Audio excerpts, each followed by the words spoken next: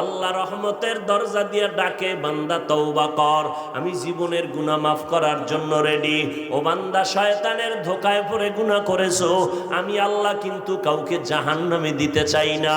আমি জাহান্নাম বানাইছি ঠিকই, কিন্তু আমি আমার কোনো আদরের বান্দারে জাহান্নামে দিতে চাই না।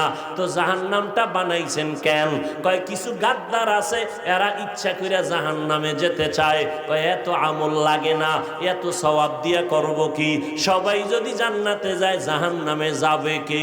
এই বেয়াদবের জন্য আল্লাহ কয় জাহান্নাম বানায় রাখছি। ও গাদ্দারও যখন যেতে চায়, একটু গিয়া মজাটা বুঝে আসুক।